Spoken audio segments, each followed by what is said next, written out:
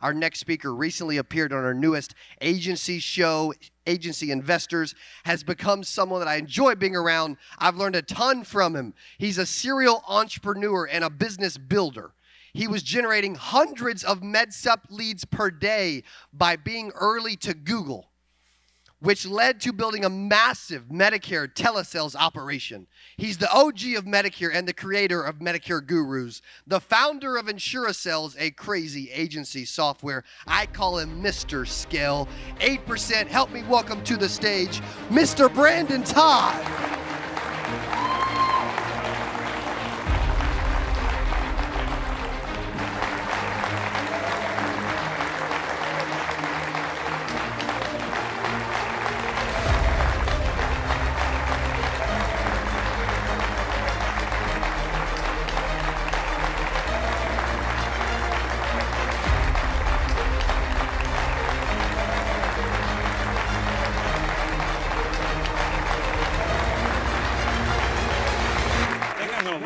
This way, because you guys have been seeing the backsides of people all week, right? I'm just, y'all have gotten enough here and all this. How many of you saw my post on social media last night? Anybody? Today would have been my father's 76th birthday. And I didn't know when I came up here to talk about my father and about legacy that it was going to be on his birthday. My message that I want to tell you, my father passed away in February, by the way, if you don't know. He was killed and tortured by our medical profession in this unnecessary treatment called chemotherapy. He was tortured down to nothing. He died early and horribly because of the problems in our industry, the problems in our healthcare system, the problems in our country where we have all been commoditized, and the people who make decisions about our everyday lives, our health, our food, our water, the things that happen are so far removed from the consequences of the decisions that they make that we have big challenges and big problems in our world.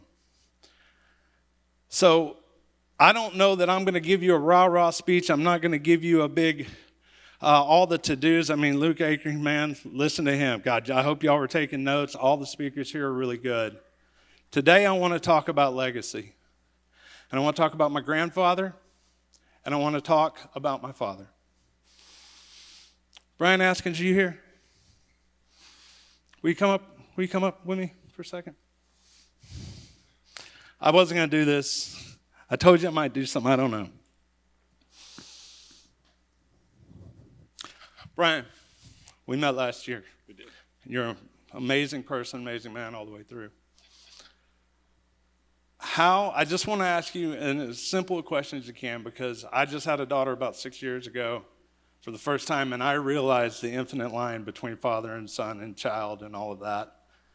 What a privilege is it to work with your son and to see your son come in? It's more than words could ever express. I'm just so proud of him, so proud of probably the part I'm most proud about with Cody and Lauren is Cody had these dreams, and Lauren has just been so supportive of him, and I love that when that spouse has just joined in. And I love, even though they have challenges, I mean, challenges that people wouldn't believe on this, if we told all the stories, and they just keep going. And when 99% of people would have just given up and went a different direction, just to not have those obstacles and challenges. And so it's just, I love it. So Will Lauren and Cody ever celebrate Cody and Lauren's success more than you? I doubt it. I try to encourage them as much as I can. I all the time encouraging them. So I'm just overly proud of them, but I don't think so. So Cody, come up here.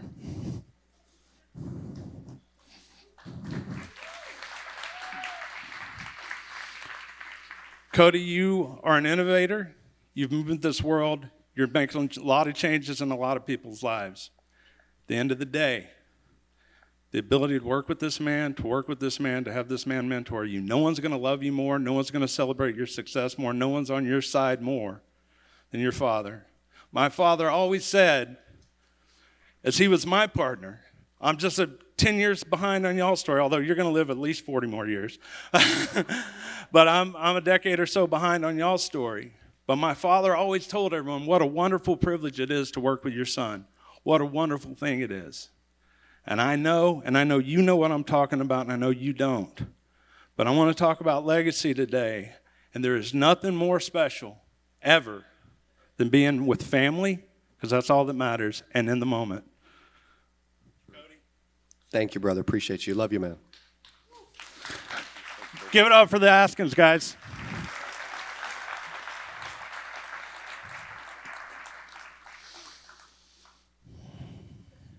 My father was on the edge of a generation in our industry. His father before him was a pastor, and my grandfather, Floyd Todd, was the founder of the youth program in the Free Methodist Church.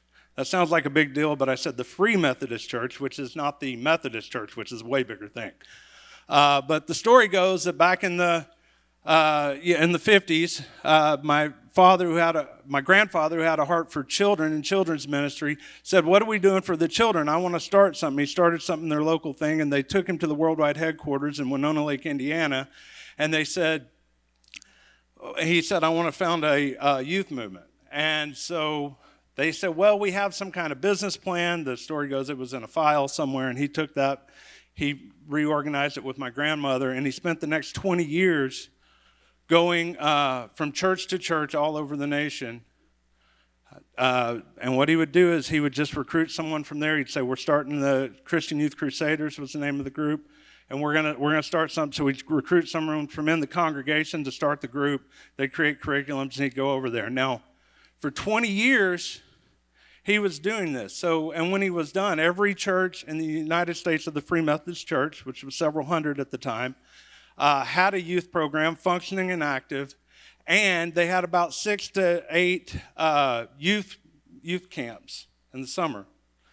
And one of the privileges of my life, one of the best times of my life, was every summer when my grandpa retired. He had a farm up north of Seattle, and I would go to that farm and I would spend 3 weeks with him. One thing I would do is I would go to the Christian camps that he had helped found.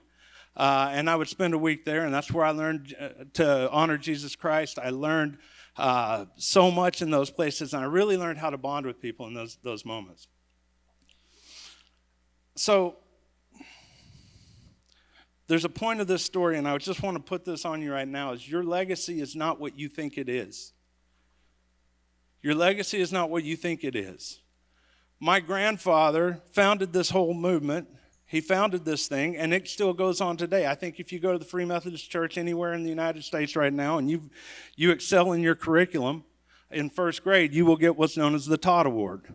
I'm not sure that that's true because I don't have a Free Methodist Church anywhere near me, and we're so far away from that. But my grandfather, I could come up here and brag and say that that's his legacy. But how long is that his legacy? Isn't it the legacy of the person who worked in the youth movement? Isn't it the legacy of the counselors and the preachers and the youth leaders and the ministers at this point? Isn't it that?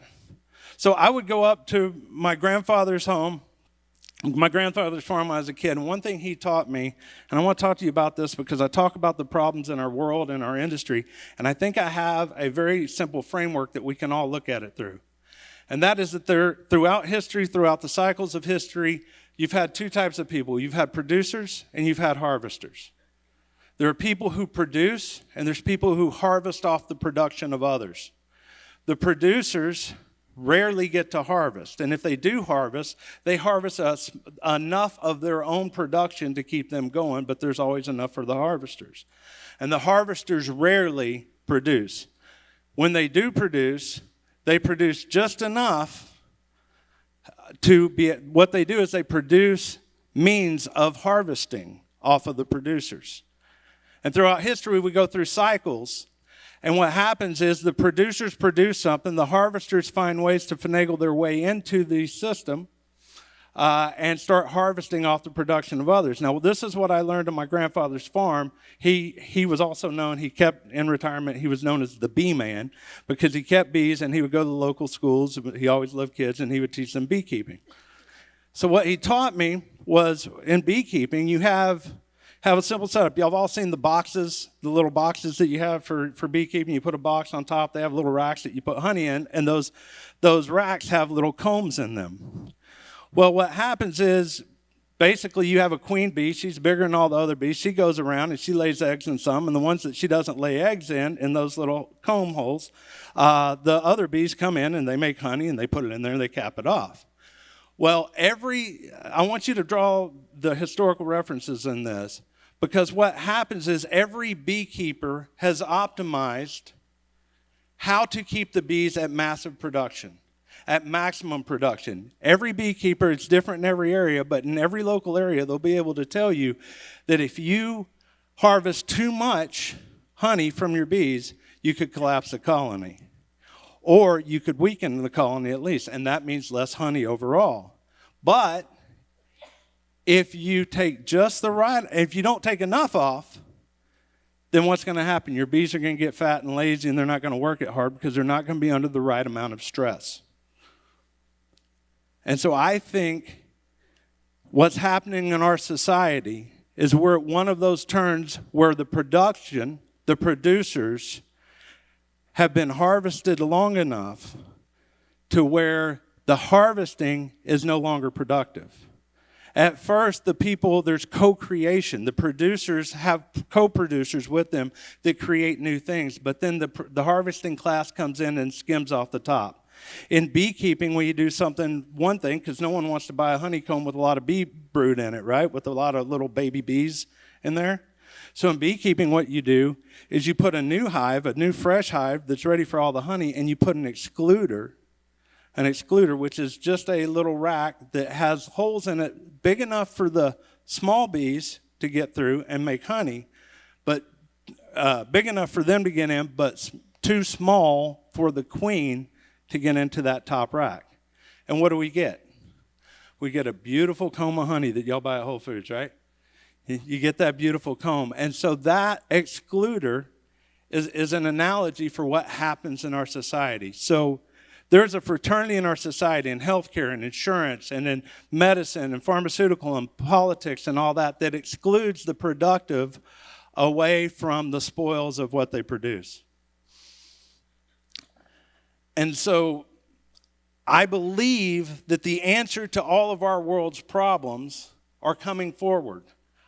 I don't want to depress you. I could give you statistics all day. Over 2.5 billion children in this world are obese. Over 40% of American children are suffering from a chronic health condition. The medical industry is no longer interested in curing disease or making people healthy. The medical industry is only interested in selling patent medication that complicates and makes you need more and more medication. I can go on and on. But the answer to all of our problems is not in the next politician. It's not in the next election. The answer to our problems is an awakening of consciousness of individual human beings.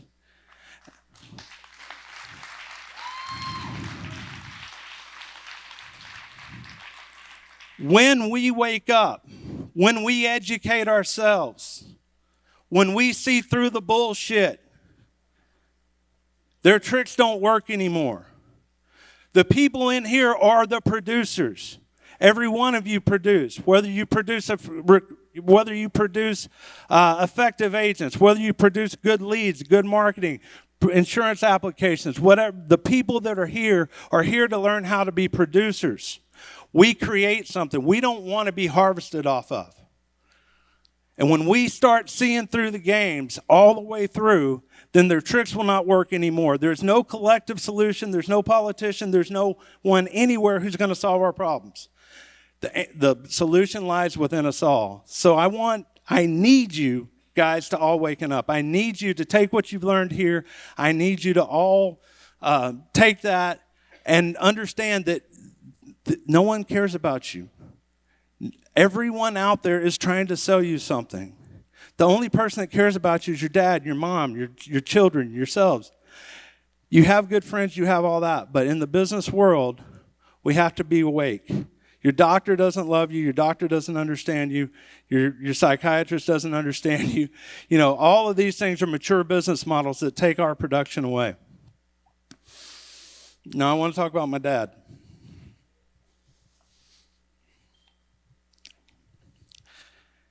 Dad,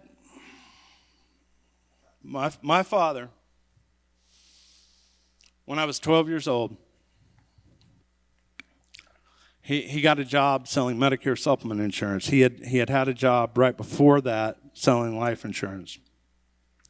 And what happened is, you know, they would do direct mail drops in a certain area, and they would send the agents out, and they would stay in hotels for 3 or 4 days during the week, and he was gone. This lasted about 6 months. He was gone during the week, just like his father before him had been gone while he was growing up. And he said, I do not want to be away from my children while they're teenagers. I think in 1984, I was like 10 or 11. My brother's 15. He said, he always tells stories to my mom, that my mom said, I can't raise these 2 teenage boys by himself. But it was really him. He said, I need to be home. And he found Medicare supplement insurance. And he said, wow, what a good industry, because I can see retired people during the day and be home with my boys. Because he wanted to be a good father. One of the things that he did that I'll never forget is he started coaching my baseball teams. And if you know where I grew up in rural East Texas, it wasn't the most sophisticated place. We'll just leave it at that. On my baseball team when I was 12 years old, there were 2 families, 2 kids on that team of 12 kids that had a 2-parent home. The Bible says, be a father to the fatherless and a caretaker of widows and orphans. My father came in and he realized what was going on. He'd never played baseball in his life, but I took an interest in it, so he did. And he became the best baseball coach that town has ever seen. And I'll tell you how he did it. He recognized what the problem was. And the problem was these kids did not have dads. They did not have stable families or anything else. So there was a rule. So he had 3 rules, and I'll explain them all. 1, no swimming on game days. First of all, somehow everyone who swam on game days was always tired. Second, if you don't practice, you don't play. Third, everyone plays half the game. Everyone plays half the game. Now, in that there was a rule that everyone had to play 1 inning. And what would happen is the worst players would only play 1 inning, and they would lose interest. They wouldn't get enough experience, and they would end up dropping out. My dad said everyone plays at least half the game unless you miss practice. If you miss practice, you play that minimum, and you don't get to play. And he put the best player on the team out on the bench one time to do that. Now, his final thing was, and you have a right to practice. Because everyone's excuse was, I didn't have a right to practice, I can't be at practice, and all that. And so what I had to do when I got off the bus coming home from school is he was teaching me stuff. He gave me a list of names and phone numbers of everyone on my deal. I had to work the phones. I had to call everyone on that list. Do you have a ride? Do you have a ride? We would end up picking about 5 or 6 kids up every practice. And we practiced consistently. Most teams would stop practicing really, early in the season because no one was showing up. We practiced consistently. We practiced every year. And for 2 years in a row, we went undefeated. And let me tell you the other thing is, the kids who were the worst and failed out on every other team could have been starters on any other team because they were engaged by the end of the year. They were engaged. They were allowed to participate. They were encouraged. They were not allowed to make excuses for who they were. My father saw that. I'm not going to let your worst be your best. That's not good enough for me. I will come pick you up. I will take you to practice. And yes, you may not be able to play the whole game, but you're going to at least play the half the game. We're not going to take and give up on 3 of you. And so because of that, we became undefeated. Now, is that a great thing that a 12-year-old baseball team became undefeated? And I didn't expect the applause for that. What I expect? I tell you all that because I want to tell you this. My father died February 16th. And afterwards, my mom and I were talking, and we were talking about all the things he did, and this little story that I just really horribly told you guys was one of the things that happened. And she told me something else. She said, do you know he got a call from one of those kids about 10, 15 years ago? No, I didn't know. She said that, she couldn't remember the guy's name, but I figured out who it is since. He was good. He was the guy that is like, is he better than me or am I better? I think he was a little better, but he was a year older. So he called him out of the blue. I think he saw him on Facebook when Facebook first came out, and he looked him up and he called him. He said, hey, Frank, do you remember me? He's like, and Frank's like, yeah, sure. He's used to that being a salesperson. Yeah, I remember you. How you doing? And he had to figure it out, right? And he remembered. He said, yeah, I just wanted you to know that I'm okay. He's like, okay, good. He goes, no, I'm okay. I was like, I don't know if you know much about it, but I never had a father when I was growing up. I never had a real father figure. And, I was in foster homes, and I was bouncing around in places. And I personally remember this guy would, be gone for a year and then show back up. I don't know what his childhood was. But he called him and said, look, I want you to know I'm okay. I'm the assistant baseball coach at Texas A&M. I don't know which Texas A&M, but I'm the assistant baseball coach at Texas A&M. And throughout my life, I had a lot of struggles. I had a lot of things, and I never had a father figure. But when those times came, I thought of you. I want you guys to think about all the times when you were growing up, when you went to college, when you went through puberty, when you got married, when you had children, when you got addicted to drugs, when you got in fights, when all the challenges and struggles that you've had in your life. How many of us knew who to be? How many of us knew how to act? Isn't that what it all is? Aren't we always just here saying, who am I supposed to be? What am I supposed to do? How am I supposed to behave? Who am I supposed to act like? I used to joke about we're born into this world naked, covered in blood, screaming and terrified, and then it gets worse.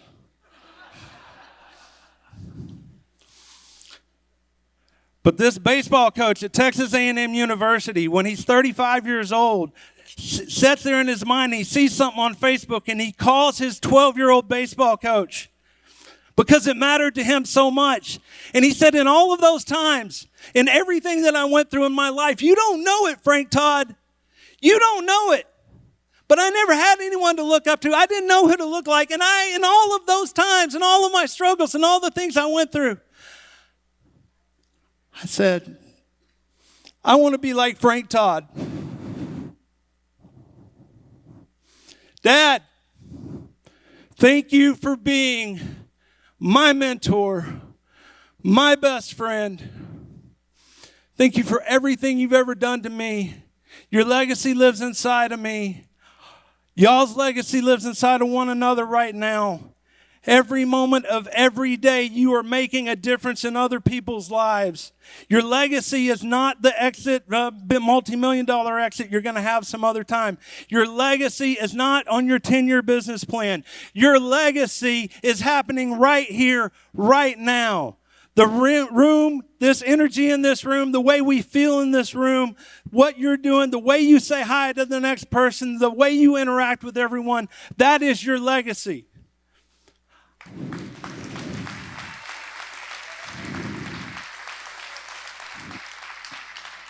We need leaders. We need people who will see through it, who will become better. Our world has so many challenges. We have so many things. And the answer is not in the next election. It's not anywhere else. The answer is in you becoming great. Be like Frank Todd. Be better than Frank Todd. And I hope we can get through this together. God bless y'all.